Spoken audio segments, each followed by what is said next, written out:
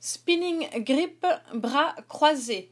Donc ce mouvement, c'est la suite du niveau 1 static grip, bras croisés. Vous allez voir pourquoi. Ici, c'était le premier niveau et maintenant, on a le niveau spinning. Encore une fois, bras croisés en statique, donc on fait une rotation du poignet. Et ici, avec le spinning grip, il n'y a plus en fait de rotation de l'éventail. On reste toujours sur le plan vertical. Qu'est-ce qui se passe? On a une figure 8 de chaque côté, on a une vers l'avant et une vers l'arrière. Donc à chaque fois, en fait, les deux mouvements sont en même temps et en opposé. Donc je vous encourage à travailler d'abord avec vos mains sans les éventails. La main qui est en haut vient faire en fait un cercle et vient se loger sous le bras. Donc à chaque fois, on change de main et on vient faire un grand arc de cercle.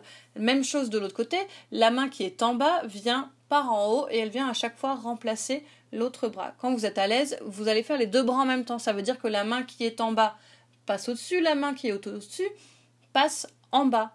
Comment ça se traduit en fait? Ici, c'est donc des figures 8. Ça veut dire que la main qui est en haut fait une figure 8 derrière l'épaule et à chaque fois qu'elle vient en bas, elle remonte en faisant une figure 8 vers l'arrière et ainsi de suite. Donc c'est un cumul des deux figures dans les deux mains. Vous allez voir ici en changeant de main.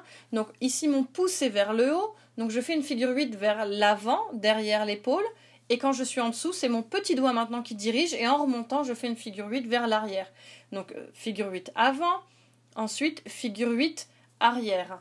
Ensuite, vous pouvez travailler avec juste en tenant le deuxième éventail pour voir un petit peu l'espace que vous avez. Ça va vous forcer en fait à faire un grand mouvement avec le bras et de dropper en fait, de faire tomber votre éventail derrière l'épaule. Ça demande une bonne flexibilité d'épaule et de poignet pour faire ce mouvement et de bien garder toujours votre plan vertical. Vous voyez ici, toujours ainsi de suite, vers le haut et vers le bas.